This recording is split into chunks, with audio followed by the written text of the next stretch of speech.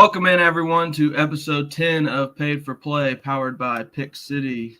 Please be sure to head over to the Daily Bread Media YouTube or Yonkers CFB YouTube channels if you would like your comments shown on the stream today. I think Rex will probably monitor, since he has more experience monitoring Twitter comments. Make sure we get some of those in there. But if you want your comment mentioned or shown on the stream, we'll head over to those YouTube channels and we'll be able to do it from there. I'm back after a self-imposed 1-week suspension. My gambling picks have been absolutely awful. I'm still the worst gambler on the show, but I'll digress.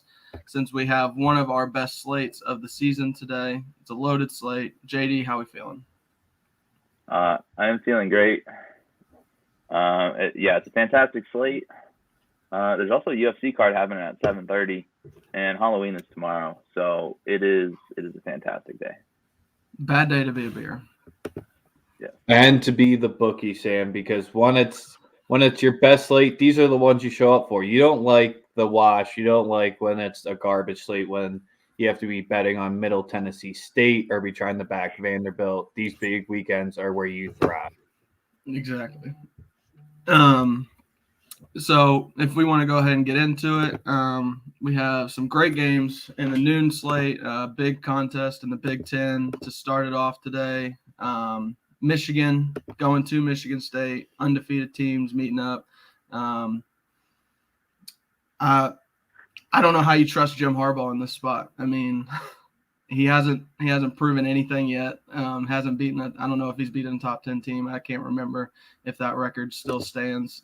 Or hasn't beaten any top 10 teams, but I don't know. I mean, Rex, you got any feelings on this one? I mean, other than I think he's trying to reverse his mantra this season, but I think all the teams that Harbaugh is ending up beating aren't the top of the top yet, because I think this is where the hard part of the schedule begins to come in. Michigan State is, I don't want to say people's darlings, but this line being at 4, and with the weather, big noon kickoff, it just seems like all the makings for an under here, because both teams control like explosive plays pretty well, because that's how we saw Michigan State get up 40 plus on Northwestern, and on Rutgers is just because the back end of the defense was just allowing 75-yard touchdowns left and right. So this is one where it has all the makings for an under from a game time slot and all that, which makes me still think this one goes over, because I don't see anyone flaunting an over ticket in this game. Probably smart, but I just think with all the public backing right here on this under, I think something fishy's up here.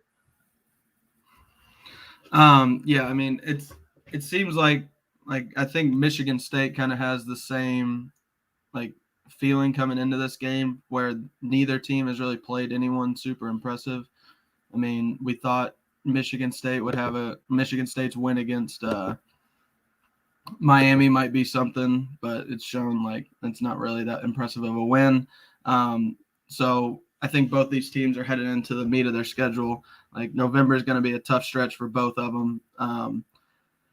I'm very interested to watch this game just because of all the Mel Tucker to LSU talk.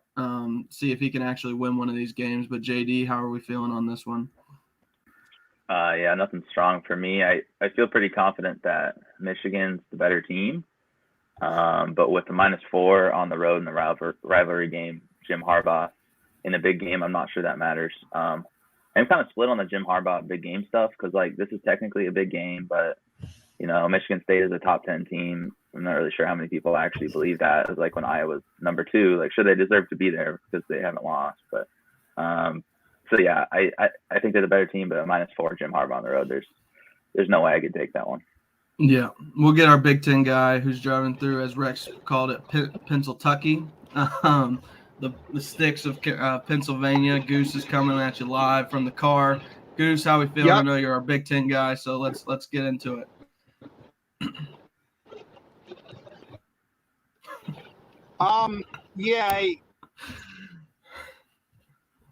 The sticks got him. I don't I told you he was going to have Michigan nothing. State, the top 10 team.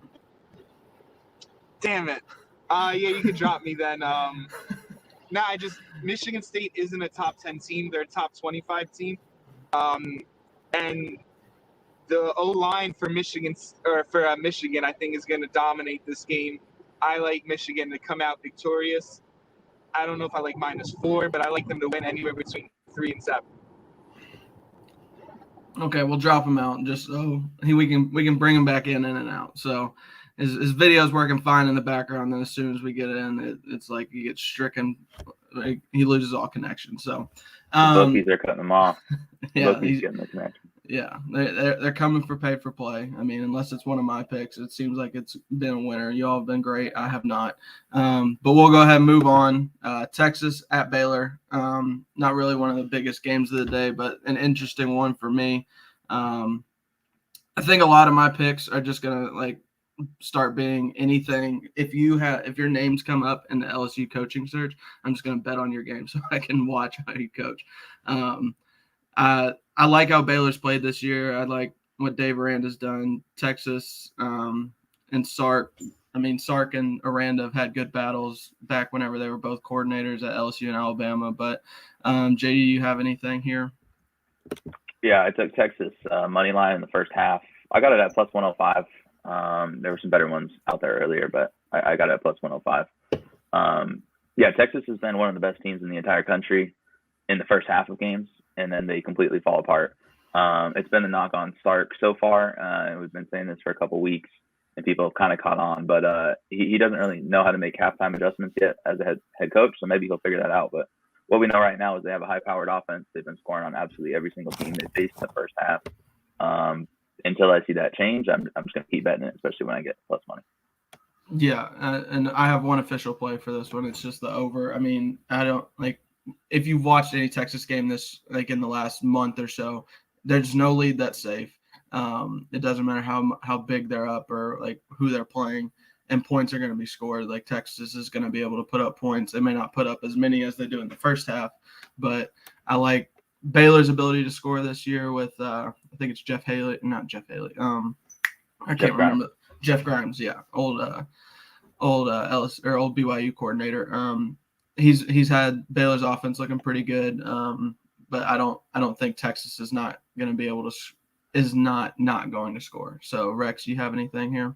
I mean, that's where with the total just sitting at 60, it seems a little too good to be true here because both of these defenses rank in the past the top 50, more closer to 75 than they are to 50. And the passing offense for Texas might be the one thing that could potentially, I guess, hold this total under, because I think both teams will be able to rush the ball down the other team's throat, which could just waste the clock off. But neither of that team is great at finishing tackles here. So that's where once a team gets into the red zone, they're just going to be powering it up through the middle.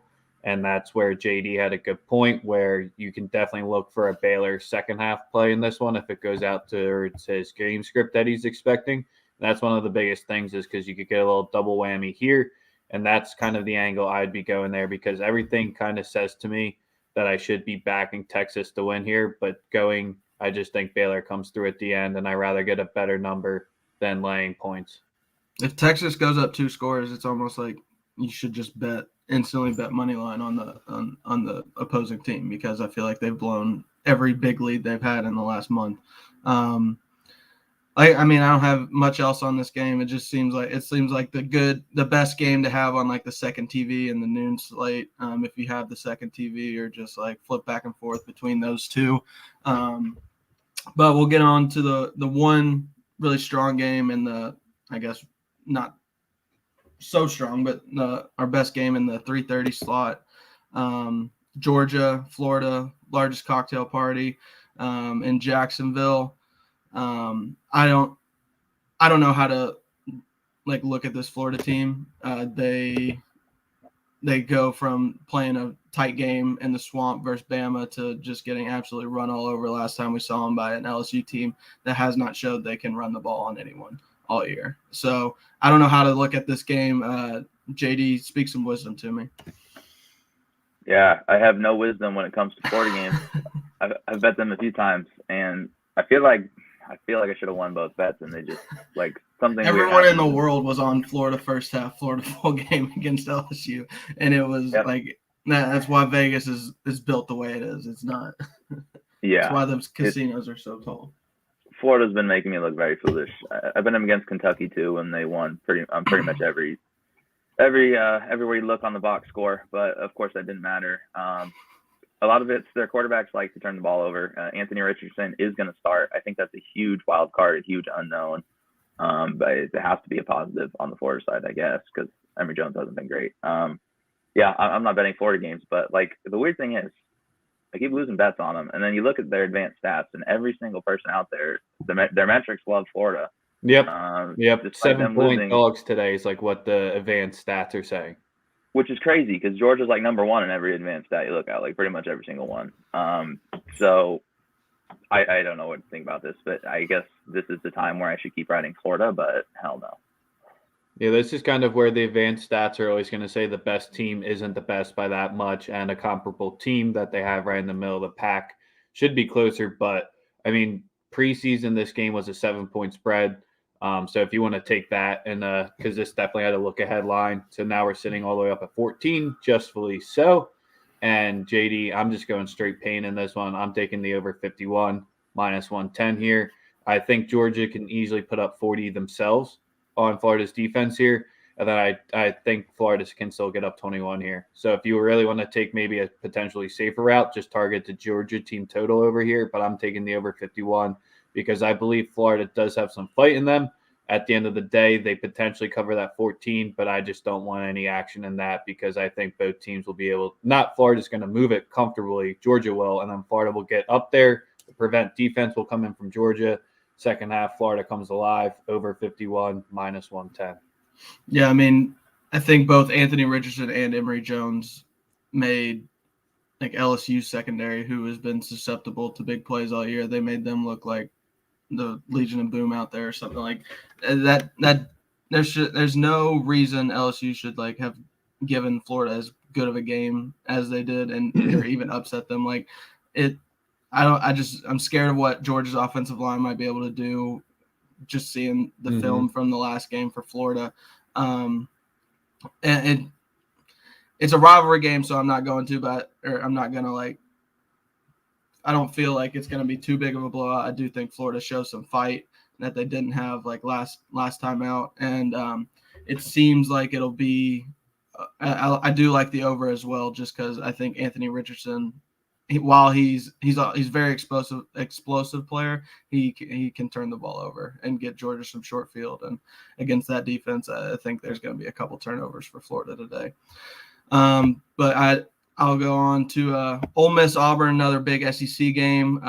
Ole Miss getting 3 on the road. I'm done betting Ole Miss overs. I don't care how every time I bet it, it goes under. So I don't know how to look at this game. Are we going to get Heisman Bo Nix today against Ole Miss or Auburn's defense or Ole Miss's defense?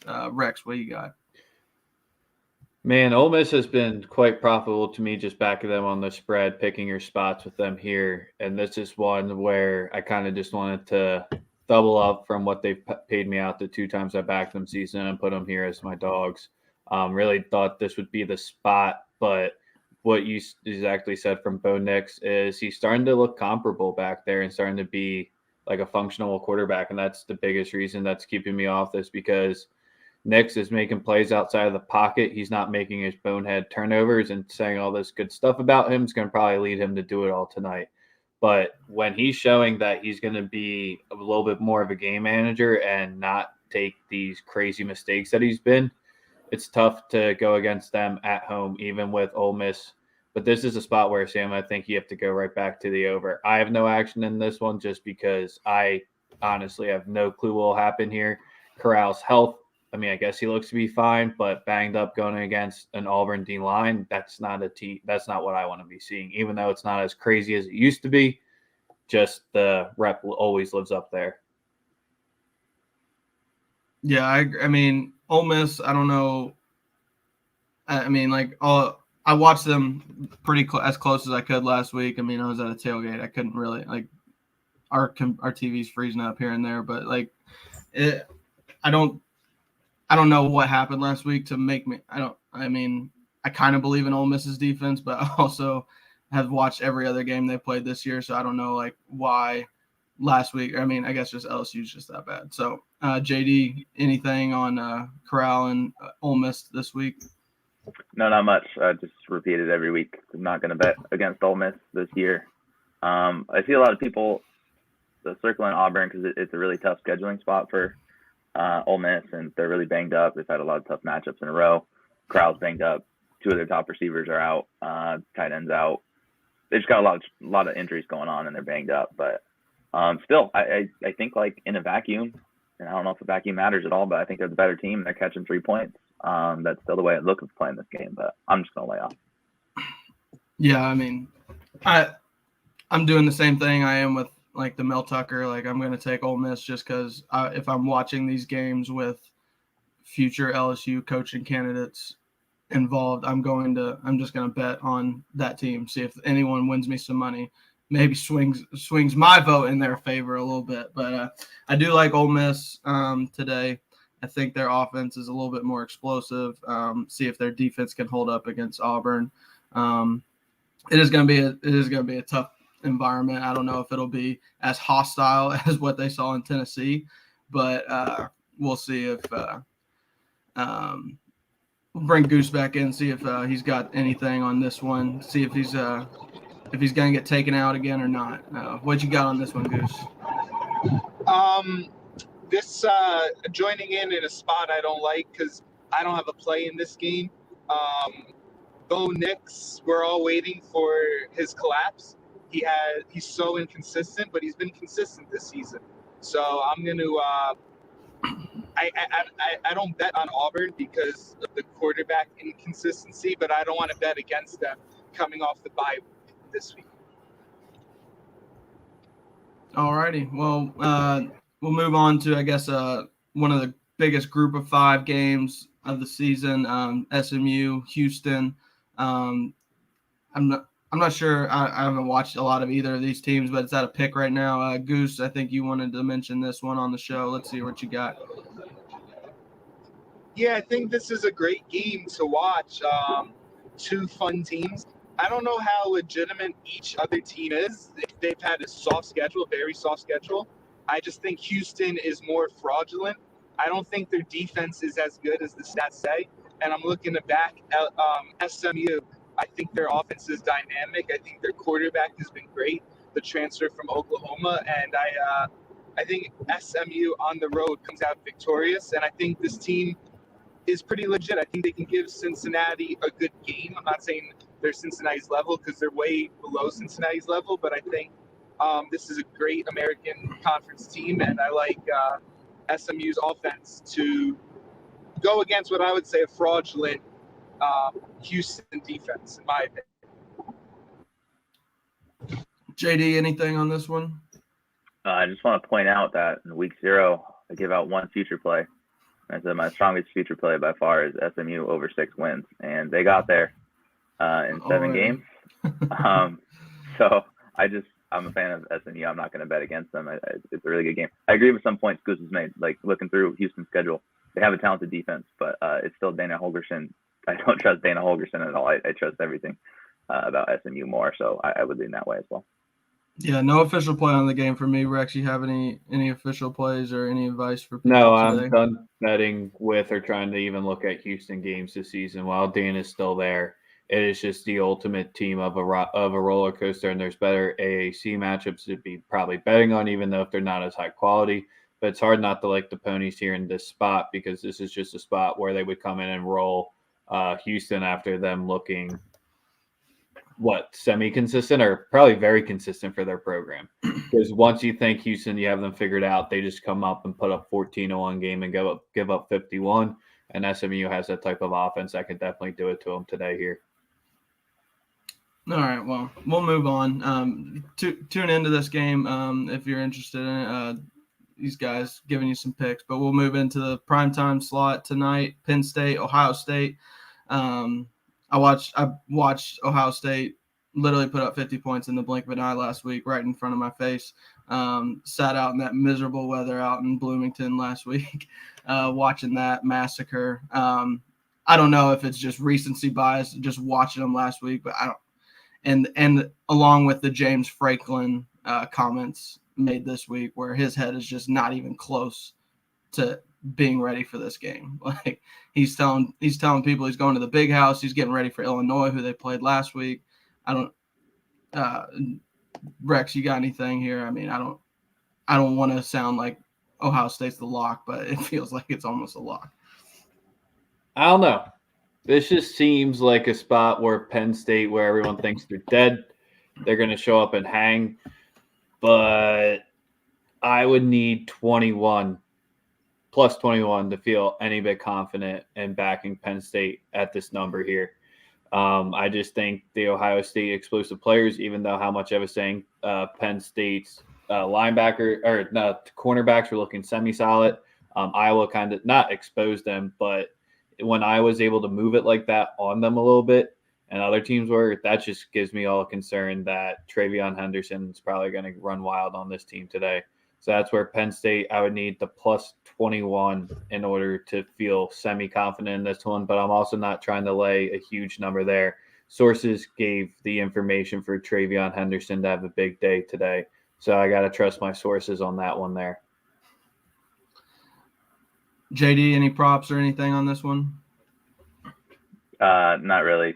I think when Ohio State's rolling like this, I don't think you want to get in front of them. And in college football, when a team is just rolling and has a clear advantage like that, that's something you look at more than in other sports. And they're rolling right now, but that's a lot of points. Like Penn State still has good defense. The Henderson one's weird. I think he could have a huge game, but like Penn State's had a good defense all year long. And then last week they got gashed without Mustafa. They just look terrible, man. There is nothing. They look awful, and the Franklin stuff's weird. So I guess we have to assume that's going to continue. But like, I don't know, it could just be a 1 week thing. So yeah, nothing strong for me. I mean, it's a horrible look when your guy, whenever your coach hires Jimmy Sexton in the middle of the season, like the number one agent for all college football coaches. Like he's Jimbo's agent, he's Nick Saban's agent.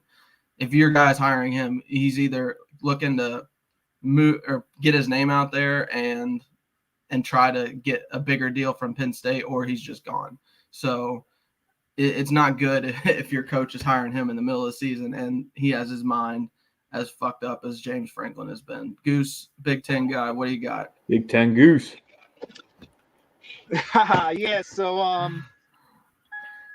I can't trust Penn State. They're damn, my card's their quarterback play has been suspect. And I'm sorry, blank. Okay, so I'm rocking with Ohio State team total over. I think they're clicking. They've also had a very weak schedule in the last 3 weeks, but CJ Stroud, he needed some time to warm up. If, for instance, if they played like Oregon, they lost to right now, I'd love Ohio State's chances because he just needed some more time in the middle of the season. And I know, I get it, it's a big game. Penn State versus Ohio State, huge game. I just think the over 39.5 for Ohio State is the play because I don't know if Penn State can keep it close. Maybe they do, maybe they don't. But give me the one thing that I'm certain on, and that's Ohio State scoring points, their run attack, their quarterback's shining right now, and that's where I'm leaning. I mean, I feel like CJ Stroud has it as easy as any quarterback's had it in the last few years, where he just has like this incredible receiving room, one of the best we've ever seen in college football, and he can just throw it up, and those guys are going to go make plays wherever he throws it to. I do like the team total, but I'm on Ohio State first half, Ohio State game. Like I said, it's probably recency bias. I just watched them literally score like 40 points in the second quarter against Indiana. My recency bias is just laughing at the bar of how many fucking overtimes it went to last. Like that was the most. Yeah, exactly. Too. Like we're sitting. That's just where it's like S&P Plus has this number at. It should be 14 for Ohio State, which is where before the Iowa game, I'd probably have it at 14 too. But given what we have, and this is where is it better, you have to take out the recency bias. But last weekend is just going to stick in my head way, way, way too much where that's just poor. I don't know even what to say, JD, what that was. I mean, I'll say it like to the comment right here, rainy game in Ohio, like it was pissing rain last week too. Like they put up 50 points like that, and they had no trouble throwing the ball, no trouble running the ball. Like, I mean, the defense looked great. Granted, it was Indiana's offense, but nothing I've seen from Penn State's offense this year has really like made me think they can hang in a shootout with Ohio State if it gets to that. So we'll move on. A little late night snack, something out in the Pac-12 to maybe bet on at your Halloween parties with all the buddies. UCLA catching 6.5 at Utah. Over under set at 60.5. West Coast guy, JD. We'll start with you. What do you got? Yeah, I have a play while we're on the West Coast. Yeah, this game I'm gonna be watching. Big Ten ones, I'm not so sure, Rex, to your comment about Illinois, Penn State. Like, I get it was close, but there were so many good close games. Like, I was watching the Oklahoma-Kansas over that. I turned it on to try to watch the overtimes, and there's like a fucking TV commercial after every single attempt because they're switching fields after the 2-point. It was the most garbage game I've ever seen in my life. I didn't even pretend to try to pay attention. I look up, and there's a Philly special. That was kind of interesting, but they couldn't even figure out how to throw that ball. Just pretty pathetic stuff all around. Anyway, speaking of not pathetic stuff, the Pac-12, just kidding. It's been pretty bad. All right, so I'm on Utah here, and I feel very weird about it. We kind of talked about UCLA last week. I thought they were going to beat Oregon, and they didn't. I think UCLA is not in a great place right now. They originally were running the ball very well, defending the run. I think they've regressed in both areas. Dorian Thompson-Robinson, their quarterback, huge part of their offense. Might play through this one, but he's going to be injured. Likely he's got some tape on his hands. It's not going to be pretty. This is a terrible spot for UCLA. They are headed on the road to Salt Lake City. Going to be a cold one at night. That's a tough place to play. Utah is rolling. I think they're one of the best teams in the conference. They lost to Oregon State last week, but Oregon State's also up there. They're just the Beavers, so nobody thinks of them as a good team, but they're pretty good.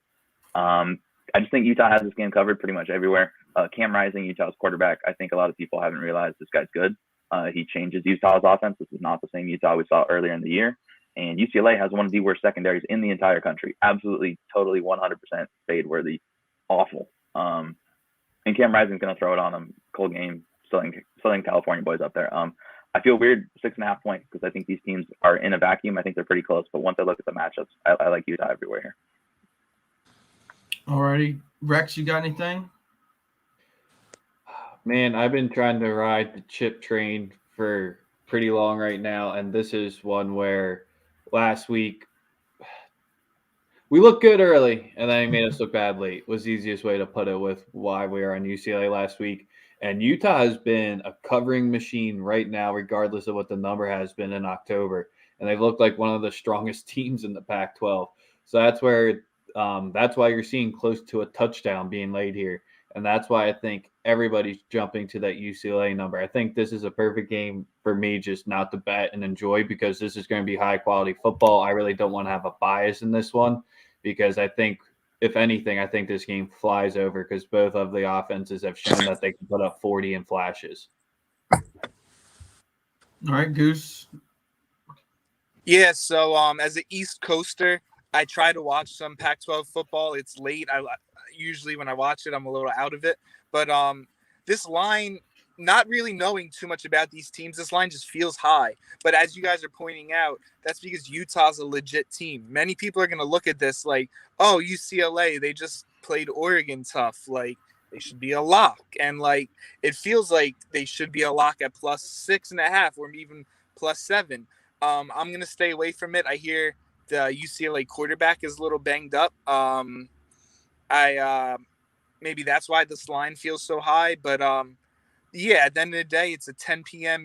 ESPN game, 10 p.m. on the East Coast. So this is going to be a great game to watch at the bars, at the Halloween parties. And I think it's a good moment for Utah to show they're legit. I think the Utes are tough, and yeah, this will be a good spot for them to show they're legit. So just if you're thinking, oh, why is this line so high? Like, it's high for a reason. Like, you know, Utah's a legit team. UCLA is a flashy team. They're UCLA. They have Chip Kelly. So I'm gonna stay away because I'm ready to see how legit Utah is. All right, Goose. We'll let you get back on the road. Go ahead and give your personal card so we can get you back out there. Oh, snap! Awesome. All right, so I'm going with 6 plays. I'm gonna go with the 6-pack today. I missed the Baylor game before. I like Baylor -2.5. That's an official play for me. Love their running game, and I think they get Texas when it's said and done. I like the Oklahoma team total over 42.5. I wish I could have got at 42, but I still think it goes over. This is a spot where Oklahoma can run the scoreboard. Texas Tech is a weak defensive team, and this can almost be like what do you call, like a Heisman booster or a ratings booster, because there's a top 5 this year, and Oklahoma needs to be in the top 4. I'm gonna go with SMU money line -106. We discussed that before. I'm gonna hop on Louisville +7. I got that at -117. I think they're going against NC State, and I really respect how Malik Cunningham is playing for Louisville. We talked about Ohio State. I like their team total over 39.5, and I'm gonna leave on Fresno State money line. I'm not sure if you guys are about to chat on that, but I like Fresno State to beat San Diego State. I just think Fresno State last week opened my eyes. I'm a big Nevada fan, but I think these Nevada and Fresno State, they're the cream of the crop in the Mountain West. I think San Diego State doesn't have the offense to compete with Fresno State. I know they have a very stout defense, but I think offense will come through in this late night battle. So everyone have a good one. Have a safe Halloween. Thanks for being patient with me, and Goose out. Thank you, Goose. Get back on the road. All right. Well, we'll go ahead. I think that's all the main games we were going to feature today. We can go ahead and get into our favorite segment, JD's favorite segment, DFS and prop advice with JD. Let's get it. What do you got for us today, JD? All right. Yeah. So on DraftKings, there's a lot of good quarterbacks, but the prices aren't too bad. So I think if you want to pay down at quarterback, I'm going to do some of that this week. I know it feels gross, but there's some guys you want to pay up for. Like the running backs aren't insane. There's 4 running backs over 9,000, and there's a lot of good ones in the 7,000 range too. So like a Mateo Durant and Abram Smith in the 7,000 range. And there's Kennedy Brooks in the 8,000 range. So I think if you want to get to those guys, I would. I also think the wide receivers are going to get overlooked, the expensive ones. So I think if you want to get some leverage in a tournament, I'm going to pay up with some of those expensive wide receivers and then pay down at quarterback. So a guy like Henry Colombi at Texas Tech, I'm going to play some of his overs and prize picks as well. It feels gross, but Oklahoma's can't stop the pass, and their secondary's weak. The secondary's injured. And I believe Sonny Cumbie is the interim head coach for Texas Tech, and he's an area guy, so I think they're going to throw the ball a lot. So if you really need to pay down, I would pay up for the studs and then pay down at quarterback. Okay, prize picks. These have been killing it on the show. Yes, sir, they have.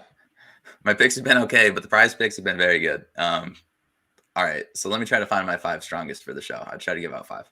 All right, Logan Bonner, Utah State. We're going to take his overs. I like his over 247 passing yards. I also like his fantasy points. They're playing Hawaii. Hawaii hasn't stopped the pass against anybody. New Mexico State got to this mark once and almost got there twice, and New Mexico State is not a good football team. Logan Bonner, all they do is pass, so we're taking his over. I like Isaiah Bowser for UCF. I like his over 17 fantasy points. I also like his over rushing. They're playing Temple. Temple gives up over 220 rushing yards per game, and Isaiah Bowser got 26 carries last game. He's a workhorse, so give me that.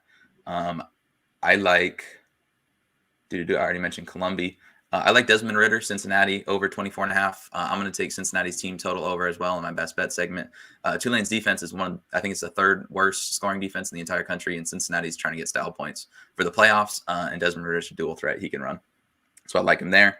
All right, I need a few more. Brandon Peters, Illinois, under 143 passing yards. He hasn't gotten close to this mark in a long time, and then it's supposed to be windy weather, and they're playing Rutgers, so Goose isn't here. I could talk about Rutgers. Illinois is not going to throw more than 10 passes if they don't have to against Rutgers. We just saw what they did last week. Rutgers is no good. I mean, how's the wind going to affect our lead Heisman candidate? Well, it depends. If it's going with the field, then he has an advantage 2 quarters, disadvantage 2 quarters. If it's going across the field, then he's just screwed the whole fucking time. This is the big analysis that sets Paid for Play apart from all your other morning college football shows. I mean, I've never Punting put a helmet analysis. on once and played football, but I know that from just science. This is where you go to Science get is your Rex. punter. This is where you get your punter and kicker talk. I tweeted out Brandon Talton was my favorite kicker for Nevada, and he went off last night. He hit a 50-yarder. I hope you guys saw that. That was awesome. So yeah, come here to get your punter kicker talk. The only bright spot in LSU season is I'm trying to get Cade York Groza Award finalist. So that's the only bright spot we got right now. But finish up prize picks, then we can get into our cards and any questions anyone in the audience has for us. Yeah, I don't know if I was at 5 yet. I kind of lost track. I played a lot, but Just keep if you going. need a fifth, Just keep them going. Yeah, just keep them going. If you need a fifth, yeah, I got Deuce Vaughn over 24 fantasy points. TCU's averaging, they're giving up 7 yards per play. 7 yards per play. That's really bad. Deuce Vaughn is really good. He's their entire offense. And he gets receiving work as well, PPR. And Jake Bobo. I know you don't like rely on keeping your money on a guy named Jake Bobo playing for a Duke football team. But he's their top receiver, and they're playing against Wake Forest, who could not stop Army from throwing the ball last week. Army from throwing the football. And Jake Bobo, he's a PPR guy at 14.5, so I took that as well. So hopefully we hit something. They've been pretty good. Let's keep the train rolling. Yeah, and that total set all the way up at 71 there. That's kind of one of the totals, Sam. I mean, you talk about where it's high for a reason. It's going to hit the over just because it's priced at 71. But I mean, you can see the rebrand has officially happened. The dumb brain is in full action now this week. So we'll go ahead and if you have any comments or questions, any games you want us to talk about or mention real quick, drop them in the comments. We'll try to get to as many of them as we can. But we'll go ahead. Rex, let's give us the hungry dog. Come on. 5 weeks in a row. Let's get it. 5 weeks in a row. This is tough. You're putting a lot of pressure on me. You put a lot of pressure on yourself by winning. There's a bunch of nice spots out there.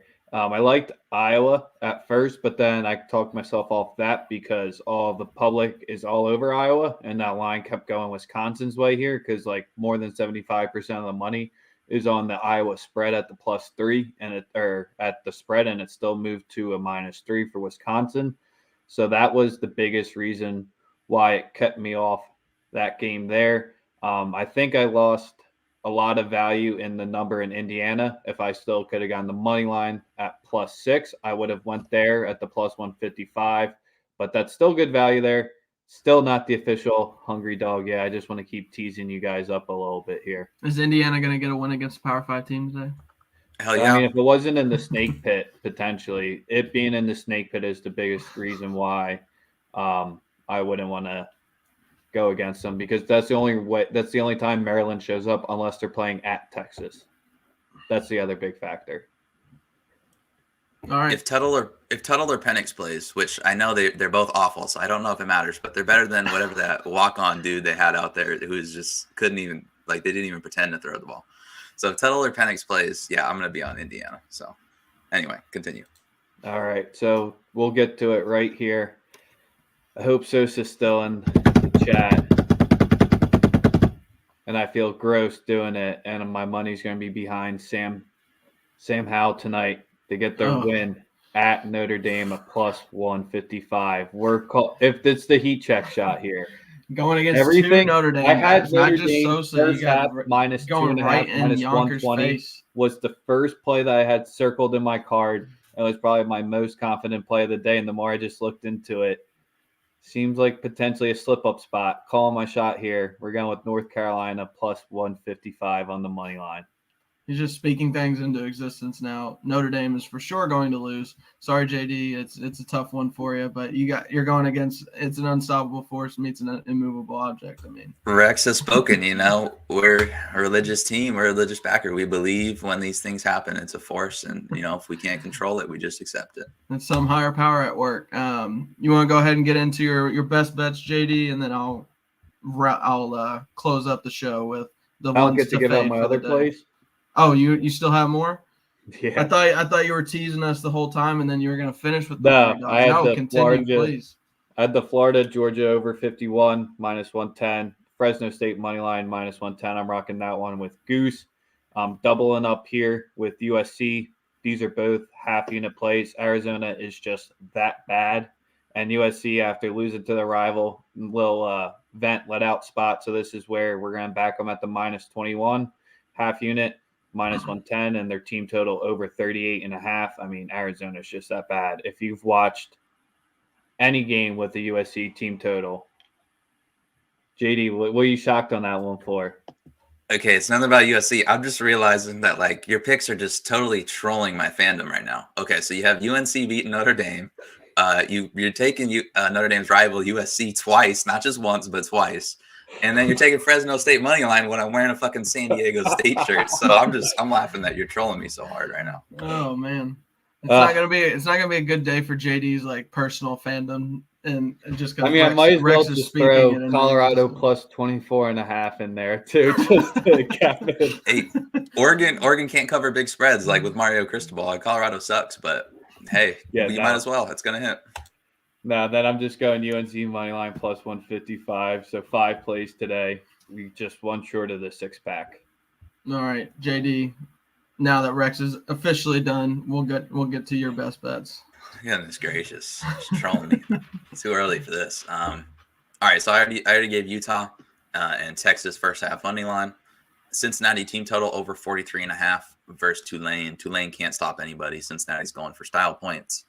I took Colorado State plus 2.5 against Boise State. When I'm looking at this, it looks like Colorado State's the better team everywhere, and I know they're coached by Steve Adazio, and everyone knows he's an idiot and what he did at the end of last game. That's what the recency bias is, but much better running game, better at stopping the run. They're at home and they're catching points. Yeah, I had to take that. Plus 2.5. I wish I could get 3, but whatever. Play money line if you want to. I took Georgia State team total over 29.5. Really going out here in the woods for this one. They're playing Georgia Southern, who has like one of the worst defenses I've ever seen. They can't stop anybody. I don't really understand this. So, I mean, I don't care how good you think Georgia State is. Pretty much anyone. UMass might be able to get close to 30 against Georgia Southern. All right, I took Mississippi State's money line against Kentucky. Kentucky's been killing me all year, but they're one of those teams I can't figure out. But I'm still going to play against them. All they can do is run the ball, in my opinion. And Mississippi State's playing at home. They have a really good rushing defense. So I'm going to take that one. And then Oregon State minus 1.5 against Cal. I thought about going to this game. I might go to this game, but might make a late decision. But yeah, I just think Oregon State's pretty good. And a lot of people haven't caught up. I think they have a huge coaching advantage. I'm kind of mad I haven't been writing Oregon State enough. I played them in week 1. I think that's the only time they've lost, at least against the spread. It's the only time they've lost. I think they lost another game in there, and somehow they shit the bed against Purdue. So I think they owe me money, and I think they're going to give it back to me here. All right, you want to answer this question real quick before I get into my card, the worst card of the day? Sorry. Yeah, that's a good one, too. I think that entire game is good because Missouri absolutely can't stop anybody. I've trashed their defense on here. I won't fully give that diatribe again. But yeah, there's also some Vandy overs. Like the quarterbacks, like he was listed at 9.5 fantasy points. He's playing like the worst defense the SEC has ever seen. And then Will Shepherd, I took some of his overs. He's their go-to wide receiver. His props are at like 3 receptions. And Missouri just doesn't even have a defense. There's just 11 trash cans on them. Are they actually worse than LSU's last year? Well, in the second half of the season, LSU's defense had a little bit of a pulse. First half of the season, I think it's close. Yeah. So, yeah, okay. Well, we'll just go ahead and get into my card. I'm going to steal a quote from Dion Waiters. I'd rather go 0 for 30 than 0 for 9 because if I go 0 for 9, it means I stop shooting. So I'm just going to hit fire. We got another big card today. I don't care. I'm just firing from the hip. It's heat check season. Like we're going to catch fire eventually. Mm-hmm. We're going to have a winning week again. So it's happening today. I'm speaking into existence.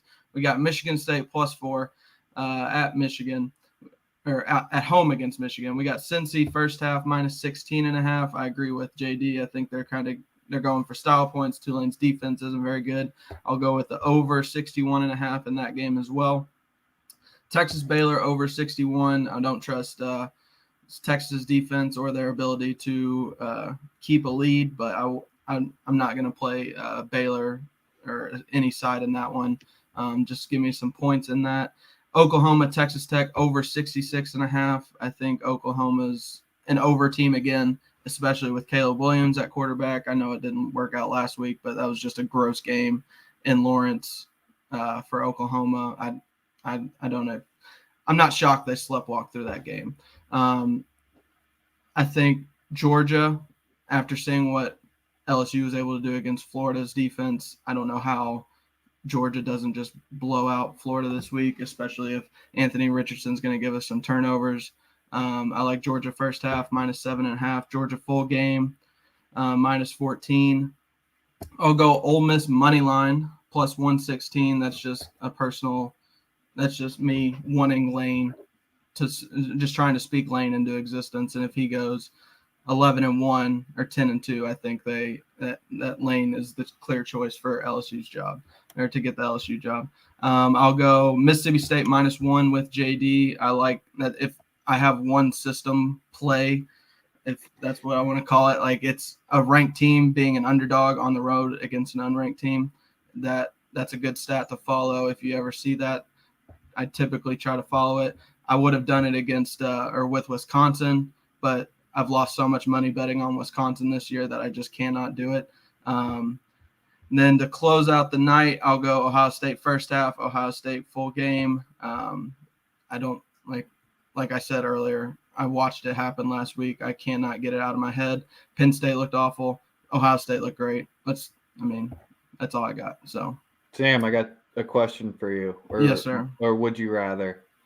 Would you rather take the under in that the Wake Forest game at 71 points, or would you rather take the over in the Iowa-Wisconsin 36? Ooh. I think I'd rather take the over because like you get to 27, you get a 2017. So like 36 points. I knew the brain was going this way. I mean, it's 36 points. I know. I thought it'd be 10-3 game. It's going to be a 10. Yeah, I know. It's like if I had a Costanza pick this week, it would be all my instincts tell me all you need is 37 points to get the over in that game, and there's no chance we're getting there. So if I had a Costanza pick, it would be Iowa, Wisconsin under. So anything else for the show, boys, or are we good to wrap? How much longer till you not wear LSU gear on the show because they make you too sad? It's just not going to happen. If I haven't bailed at this point, I'm just not going to. So now it might get to the point to where like I show up with a bag over my head. I saw that one LSU podcast host was doing that this week. They had a bag over their head as their Halloween costume. So it might get to that point, but yeah, it's not going to happen. We might need to be having a therapy session next week though, because I can't put myself through what's about to happen next week. It's going to be awful. Well, anything else, JD? You good? No, I'm pretty sure I'm like frozen down here, so I don't understand you guys can hear me, but we can hear you. But there it is. But yeah, thank you everyone for watching. Go check out Pick City on Twitter, pickcity.com.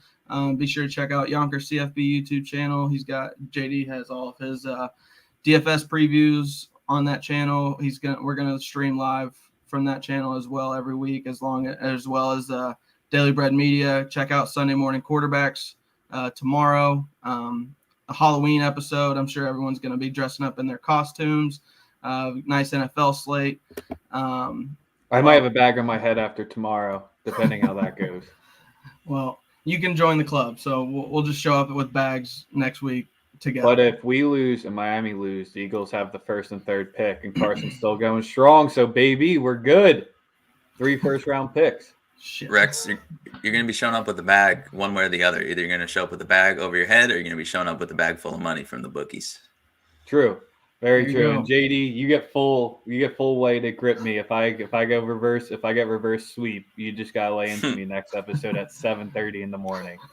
Damn right. I'm gonna be rooting against you, but we'll see. I can take it, baby. Let's go. That's a good way to end it. Let's go win some money, folks. Y'all have a great day. Kill the books today. Enjoy Halloween. We'll see y'all next week.